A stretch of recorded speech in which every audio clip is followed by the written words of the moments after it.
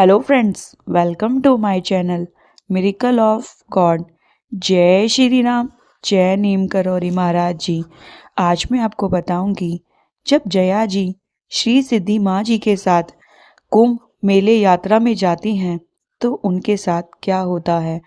यह यात्रा चमत्कारों से भरी थी। जया जी के साथ जो चमत्कार हुआ वह आपसे इस वीडियो में साझा करूंगी। वीडियो को एंड तक देखिएगा ताकि श्री सिद्धि माँ की, नीम करौरी महाराज जी की सुंदर चमत्कारी कहानियाँ मैं आप तक लाती रहूं श्री सिद्धि माँ किताब से। अगर आप जानना चाहते हैं जया जी की प्रसिद्ध किताब श्री सिद्धि माँ की अद्भुत चमत्कारी कहानियाँ जो आपका जीवन बदल देंगी, तो मेरे इस चैनल को सब्सक्राइब करना ना भूलिएगा। अगर वीडियो पसंद आए तो कमेंट में जय श्री राम लिखना ना भूलिएगा। भारत में प्रत्येक 12 वर्ष के बाद 4 प्रमुख तीर्थ स्थानों में बारी बारी से कुंभ मेले का आयोजन होता है। यह आयोजन प्रयागराज इलाहाबाद में गंगा यमुना सरस्वती नदी के संगम पर होता है, हरिद्वार में गंगा नदी, नासिक में गोदावरी नदी और उज्जैन में शिप्रा नदी के तट पर आयोजित होता है। पुराणों के अनुसार देवताओं और असुरों द्वारा जब समुद्र मंथन किया जा रहा था तो अमृत कुंभ से अमृत की कुछ बूंदें इस धरती पर पवित्र स्थानों पर गिरी। ऐसा माना जाता है कि कुछ ग्रह नक्षत्रों के आपस में मिलने एवं विशेष योग के समय यहाँ नदियों का जल फिर से अमृत में परिवर्तित हो जाता है। यह समय हिंदुओं में उनकी आध्यात्मिक जागृति के लिए इन नदियों में स्नान करने से सबसे पवित्र मुहूर्त होता है। इन चारों पवित्र धार्मिक स्थलों में अलग अलग समय पर आयोजित होने वाला कुंभ मेला प्रयागराज के कुंभ मेले का विशेष महत्व माना जाता है। जनवरी 1989 में मुझे पहली बार माँ के साथ इलाहाबाद के कुंभ मेले जाने का सुअवसर प्राप्त हुआ। कुंभ क्षेत्र में महाराज जी के नाम से आवंटित जगह में तंबू लगाए गए थे। भंडारे के लिए वहीं एक स्थायी रसोई का निर्माण किया गया था। उसमें खिचड़ी का प्रसाद तैयार कर 1 माह तक वहां आने वाले यात्रियों में वितरित किया जा रहा था। कुछ ही दूरी पर माँ और उनके साथ की महिलाओं के लिए अलग से टेंट की व्यवस्था की गई थी। माँ के कैंप में कुल 4 टेंट लगे हुए थे, जिसके चारों ओर टीन की चादर और हाथ बनाए हुए थे। माँ का टेंट थोड़ी दूरी पर अलग से था। टेंट के बाहर चारों ओर जो के हरे हरे पौधे का वाड़ा बहुत ही सुंदर लगता था। रेत की नमी से बचने के लिए माँ के टेंट के अंदर पराली की मोटी परत बिछी हुई थी और उसके ऊपर मोटे काले कंबल बिछाए गए थे। दोनों माँ का भी यही बिछौना था। ठंड से बचाने के लिए गांधी आश्रम से एक एक रजाई की व्यवस्था भी की गई थी। मेरा बिस्तर टेंट के एक कोने में ही था। सिरहाने की ओर रखे टीन के बक्से के ऊपर एक लाल कपड़ा बिछाकर महाराज जी का कंबल और महाराज जी की छवि को आदर पूर्वक उस पर रखा हुआ था। टेंट के मध्य में ईंटों का एक हवन कुंड बनाया गया था, जिसमें उपले सुलगते रहते थे। इस छोटे से कक्ष के सुख साधन के सामने संसार के समस्त वैभव फीके थे। प्रतिदिन ब्रह्म मुहूर्त में प्रातः 3:30 बजे से 4:30 बजे के मध्य दोनों माँ गंगा जी में स्नान के लिए जाया करती थी। हम सब लोग भी उनके साथ स्नान के लिए जाया करते। जनवरी का महीना था। बाहर घना कोहरा छाया रहता। ओस की नमी से गंगा जी की रेत अभी गीली ही होती। गंगा माँ का विशाल विस्तार उस समय चांदनी में झिलमिलाता रहता। गंगा जी उस समय अत्यंत ठंडी होती। उस भीषण ठंड में भी माँ के साथ हम सब आनंदमग्न होकर स्नान करते। स्नान के लिए जाते हुए माँ सबसे आगे चल रही होती और किनारे पहुंचकर वह गंगा जी के तट पर अच्छी तरह देख लेती थी कि रात में कभी कभी नदी का बहाव की दिशा बदल जाती थी, जिस कारण किनारे की रेत भी बह जाती थी। इसलिए माँ पहले ही गंगा जी का बहाव मापती थी और यदि प्रवाह तेज होता तो माँ सबको संचेत करते हुए कहती, आज गंगा जी उग्र हैं। उस दिन माँ सब लोगों को लोटे से ही स्नान करने को कहती। ऐसा ही एक दिन सुबह माँ ने साथ के सभी लोगों को गंगा जी में डुबकी लगाने से मना कर दिया, लेकिन एक माई नहीं मानी और वह गंगा जी में स्नान के लिए चली गई। जैसे ही वह वहां गई तो नीचे की रेत खिसक गई। क्षण भर में ही वह पानी के बहाव के साथ साथ बहने लगी। हम सब दूर खड़े थे, हमें समझ नहीं आया क्या करें, पर माँ ने तुरंत आगे बढ़कर जल प्रवाह के विपरीत दिशा में जाकर माई को खींचा और उन्हें बहने से बचा लिया। मैंने माँ को पीछे जोर से पकड़ लिया था। बाद में मैंने देखा कि माँ की वहां मेरी उंगली के दबाव से नीली पड़ गई थी। कैंची से सब भक्तों में कुंभ मेले में जाने की तैयारी काफी पहले से होने लगती थी। एक दिन कैंची में शाम के समय आरती के बाद आश्रम की सभी माइयाँ माँ के साथ नीचे गलीचे वाले कक्ष में बैठी हुई थीं। उस बैठक में माँ बड़े प्रेम से माइयों से यात्रा के बारे में बात कर रही थी। एक दिन सब माइयों के साथ मम्मी भी वहां बैठी हुई थीं। उस समय सब लोग आपस में कुंभ की ही चर्चा कर रहे थे। मम्मी की उत्सुकता को देखकर माँ बोली, मम्मी आप भी हमारे साथ चलेंगी? मम्मी जाड़ों के महीने में अधिकतर वक्त शाहजहानपुर में रहा करती थी। माँ ने उन्हें सीधा इलाहाबाद में मिलने को कहा। नियत तिथि पर मेरे भाई साहब मम्मी को शाहजहांपुर में इलाहाबाद पहुंचाने आ गए थे। रास्ते में वह लोग थोड़ी ही देर विश्राम के लिए रुके। मम्मी जैसे ही कार से बाहर निकली तो उनके पैर मुड़ गया और एड़ी में मोच आ गई। पैर में मोच आ जाने से उनको लखनऊ से ही वापस लौटना पड़ा। इलाहाबाद में जिस दिन हम सब इंतज़ार कर रहे थे, उसी दिन उनका एक टेलीग्राम मिला कि पैर में फ्रैक्चर हो गया है, इसलिए वह नहीं आ पाएंगी। मम्मी बहुत कोमल हृदय की थी। मैं मन ही मन सोचने लगी, कुंभ मेले में ना आने पर उन्हें कितना दुख हुआ होगा। मैंने माँ को टेलीग्राम पढ़कर सुनाया। माँ उस समय अपने टेंट में बैठी हुई थी। मम्मी के पैर में फ्रैक्चर के बारे में माँ सुनकर थोड़ी देर चुप रही, फिर बोली, देख क्या होता है। मेरे हिसाब से मम्मी का कुंभ ना पहुंच पाने का विषय वहीं समाप्त हो गया था। हर एक दिन के साथ कुंभ मेला बहुत बड़ा विशाल रूप धारण करने लगा। करोड़ों लोगों का आगमन, संतों के अखाड़े, विशाल भंडारे, प्रवचन, कीर्तन, जगमगाती रोशनी में मेला क्षेत्र एक वैकुंठ नगरी सा लगने लगा। माँ भी काफी व्यस्त रहने लगी। दर्शनार्थियों की भीड़ लगने लगी थी। इस बीच एक दिन माँ एकाकर मुझे बोली, जा मम्मी को यहाँ ले आ। मेरी समझ नहीं आ रहा था कि माँ कह क्या रही हैं। माँ ने फिर से दोहराया, कल सुबह शाहजहानपुर जा और मम्मी को लेकर आ। उस क्षण मन में अनेक विचार आने लगे। मेरे मम्मी के पैर में प्लास्टर लगा था। उन दिनों फ्रैक्चर वाली जगह प्लास्टर ऑफ पेरिस की कास्ट लगाई जाती थी और उसका वजन काफ़ी हुआ करता था। इस परिस्थिति में मम्मी का तंबू में रहना कठिन हो सकता था, पर माँ जी की आज्ञा के आगे मेरे लिए कुछ ना था और ना ही होगा। मैंने सब सोच विचार क्षण भर के लिए अलग कर दिए और अगली सुबह जीप से शाहजहांपुर के लिए निकल पड़ी। माँ ने एक और सज्जन मेरे साथ भेजे। लगभग 9 घंटे की यात्रा के बाद शाहजहांपुर पहुंचे। घर में किसी को नहीं पता था कि मैं आ रही हूँ। वहां पहुंचते ही जैसे मैंने मम्मी के कमरे का दरवाज़ा खोला, मैंने देखा कि भाई साहब मम्मी का हाथ पकड़कर उनके बगल में बैठे हैं और मम्मी उनसे कह रही हैं, मुझे माँ के पास ले चलो। और फिर हमने वही किया। इलाहाबाद में मम्मी जब माँ के पास पहुंची तो उनको बहुत प्रसन्न देखकर मैं प्रसन्न हो गई।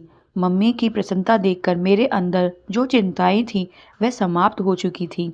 मेरी चिंता के विपरीत मम्मी ने कुंभ के शिविर में अपने आप को बड़ी सुंदरता से समायोजित कर लिया था और सभी लोग उन पे अपार स्नेह करते थे। उस वर्ष मुख्य स्नान के पर्व के दिन स्नान का पवित्र मुहूर्त रात्रि 1 बजे से 3 बजे था। मुहूर्त में होने वाली भारी भीड़ भाड़ को देखते हुए माँ ने सभी लोगों से दिन में समय स्नान जब संभव हो तब स्नान करने को कहा। माँ के साथ अधिकतर बुजुर्ग लोग भी थे। उनके लिए संगम तक रात में जाना कठिन था।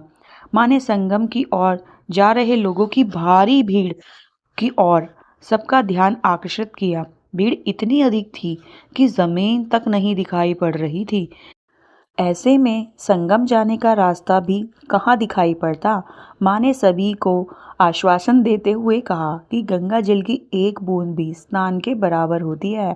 माँ ने सबको गंगा जल की छींटें उनके ऊपर डाली और छिड़काव किया। सब प्रसन्न हो गए। इस प्रकार वह दिन भी सामान्य रूप से व्यतीत हो गया। टेंट में शाम की आरती के बाद माँ रात्रि का भोजन प्रसाद ग्रहण किया और विश्राम के लिए चली गई। रात करीब 11 बजे माँ ने मुझे नींद से जगाया और बोली, चल संगम चलते हैं। माँ के ऐसा कहने पर जीवंती माँ ने मुझे माँ के कपड़ों को टोकरी में तैयार करने के लिए और अन्य टेंटों में भी इस बारे में सूचित करने को कहा। क्या मैं सपना देख रही थी? मुझे अपने कानों पर यकीन नहीं हो पा रहा था। तब मैंने जल्दी ही शिविर के अन्य तंबू में जाकर माँ का निर्णय उनको सुनाया। मेरी बात सुनकर सब लोग मेरा मजाक उड़ाकर हंसने लगे और अपनी अपनी रजाई में फिर घुस गए। थोड़ी देर में माँ जब टेंट से बाहर जाती दिखी तो सब लोग जल्दी जल्दी तैयार होकर माँ के पीछे पीछे चल पड़े। भारी भीड़ के बीच चलते हुए हमने आपस में एक दूसरे का हाथ पकड़कर एक श्रृंखला सी बना ली ताकि उस भीड़ में कोई भी पिछड़ ना पाए और राम नाम का कीर्तन करते हुए हम संगम पहुंच गए। संगम का वह दृश्य आश्चर्यजनक था। विशाल जन समूह था और प्रत्येक एक ही ध्येय था कि गंगा जी में पावन जल की एक बूंद। चारों ओर ऊंचे ऊंचे टावरों से तेजी से रोशनी पड़ रही थी। लाउड स्पीकर पर जल्दी से स्नान करने की घोषणा हो रही थी। संगम के किनारे एक विशाल तटबंध बनाया गया था। लोग गंगा जी में स्नान कर कर जल्दी जल्दी बाहर आ रहे थे। जीवन रक्षण दल के जवान खाकी वर्दियों में सबको सावधान रहने के लिए संचेत कर रहे थे। उस दिन सुबह ही मैंने कुछ दूध के पैकेट, चंदन फूल, गेंदे के फूल का हार, नारियल इत्यादि स्नान के पवित्र मुहूर्त में माँ की पूजा के लिए एक झोले में पहले से ही सब रख लिया था। संगम के दृश्य को देखकर ऐसा लग रहा था इतनी भीड़ में तो पल भर भी हम स्नान कैसे करेंगे। संगम पहुंचने पर माँ गंगा जी की ओर बढ़ी। इसके आगे हमने जो देखा वह अविश्वसनीय था। जैसे जैसे माँ आगे बढ़ती गई वैसे वैसे वहां से भीड़ हटती गई। किनारे पहुंचने के बाद माँ ने गंगा जी को प्रणाम किया। मैंने देखा कि करोड़ों की उस भीड़ में 10 फुट के अंदर एक वृत्त के अंदर हमारे आसपास कोई नहीं था। पहले दोनों माँ ने गंगा जी में प्रवेश कर स्नान किया। उसके बाद सब माइयों ने माँ के हाथ पकड़कर गंगा जी में डुबकी लगाई। फिर हम सब माइयाँ माँ के साथ चारों ओर घेरा बनाकर गंगा जी की स्तुति गाने लगीं। मैंने सही अवसर जानकर एक एक करके पूजा का सारा सामान माइयों के हाथ में पकड़ा दिया। दूध के पैकेट खोलकर सबको दे दिए। माँ के लिए लाई गई फूलों की माला भी उन्हें दे दी और मैं थोड़ी दूर जाकर गंगा जी के मध्य कमर तक जल में खड़े होकर अकेले माँ के सुंदर स्वरूप को निहारने लगी। आसमान से उतरकर चांदनी गंगा जल में लहरों में प्रभावित हो रही थी। माँ सरलता से धोती लपेटे हुए, सर के ऊपर बालों का जूड़ा बांधे हुए बीच गंगा में खड़ी थीं। उनके चेहरे पर एक असाधारण तेज था। शरीर पर दूध की धाराएं बह रही थीं। चंदन, कुमकुम और फूलों की वर्षा हो रही थी। गंगा जी की धारा के मध्य माँ खड़ी थी।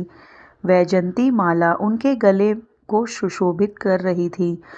आज मैं पीछे मुड़कर देखती हूँ तो यह दृश्य दिव्य सुंदर श्री कृष्ण की रास लीला की सबसे सुंदर काव्यात्मक प्रस्तुति के समान दिखाई देती है। मैं दूर से ही पल पल का आनंद ले रही थी। इतने में माँ अपना चेहरा घुमाकर इधर उधर देखने लगी। जैसे ही उनकी दृष्टि मेरे ऊपर पड़ी तो उन्होंने अपने गले की माला उतारी और मेरी ओर फेंकते हुए बोली, सेवक का स्थान सबसे ऊंचा होता है। फिर माँ ने मुझे आ कहकर अपने पास बुलाया और मेरे दोनों हाथों को थामकर मुझे गंगा जी में स्नान कराया। उस दिन अकेली मम्मी ही कुंभ के पावन स्नान से वंचित रह गई थी। मम्मी के पैर में प्लास्टर चढ़ा हुआ होने के कारण वह स्नान के लिए संगम तक नहीं आ पाई थी। स्नान कर हम लोग वापस अपने शिविर में पहुंचे थे कि माँ ने मुझसे कहा, जा गाड़ी स्टार्ट कर और मम्मी को स्नान करा ला। माँ के शब्द सुनकर मैं जैसे हक्की बक्की रह गई। स्नान के 3 दिन पहले ही प्रशासन द्वारा मेला क्षेत्र में किसी वाहन का चलना प्रतिबंधित किया हुआ था। पूरे परिसर में ऊंचे टावरों की रोशनी के द्वारा निगरानी रखी जा रही थी। उसमें से एक टावर तो हमारे कैंप के बाहर ही लगा हुआ था। उस दिन कुंभ का मुख्य पर्व होने के कारण भीड़ का रेला चल रहा था। उस भीड़ के बीच मैं कार कैसे चला सकती थी? माँ फिर बोली, जहाँ भी गंगा जी पास में हो वहां जाना, जल्दी जा। हमेशा की तरह माँ की आज्ञा का पालन करते हुए मैंने गाड़ी स्टार्ट की। मेरे साथ 2-4 और लोग भी वहां आ गए। मम्मी के पैर के ऊपर चढ़े प्लास्टर पर पानी से बचाव के लिए अच्छी तरह प्लास्टिक लपेटकर उन्हें गाड़ी में बैठाया गया। जैसे ही मैं कैंप का दरवाज़ा खोला तो मैंने विंड स्क्रीन से ऊपर देखा कि सामने लगे टावर पर पुलिस गार्ड उस समय वहां नहीं था। गाड़ी के बाहर आते ही देखा तो सड़क पर सन्नाटा था। केवल गिने चुने व्यक्ति ही वहां दिखाई दे रहे थे। उस समय यह दूसरी कृष्ण लीला लगी जब वासुदेव जी नवजात कृष्ण जी को लेकर कारागार से लेकर जा रहे थे और कारागार के कपाट स्वयं खुल गए थे। द्वारपाल को नींद आ गई थी और यमुना जी ने राह बना दी थी। जल्दी से गाड़ी से चलते हुए हम गंगा जी के तट पर पहुंच गए। वहां पहुंचकर मम्मी जी को स्नान कराया, गंगा माँ की 9 रत्नों से पूजा की। इसके बाद मम्मी को शाल उड़ाकर गाड़ी में बैठा दिया। जैसे ही मैं गाड़ी घुमाई ऐसा लगा कि फाटक का द्वार खुल गया है। इसके साथ वहीं पर लोगों की भीड़ टूट पड़ी। भीड़ से निकलकर टावर में गार्ड के लौटने से पहले हम लोग अपने शिविर तक पहुंच गए। और हमने क्या देखा, माँ उस ठंडी रात में अपने टेंट के बाहर खड़ी थी। माँ की यह सुंदर कहानी यही दर्शाती है कि श्री सिद्धि माँ अपने भक्तों से अपार प्रेम और स्नेह रखती है और सभी भक्त भी उनसे अटूट प्रेम और श्रद्धा रखते हैं। यदि आप श्री सिद्धि माँ की और चमत्कारी कहानियाँ जानना चाहते हैं तो मेरी आने वाली वीडियो को ज़रूर देखिएगा। आई होप श्री सिद्धि माँ की ये छोटी सी कहानी आपको पसंद आई हो। अगर पसंद आई है तो कमेंट में जय श्री राम, जय नीम करोरी महाराज जी या श्री सिद्धि माँ लिखना ना भूलिएगा। Thank you for watching. जय श्री राम, जय नीम करोरी महाराज जी।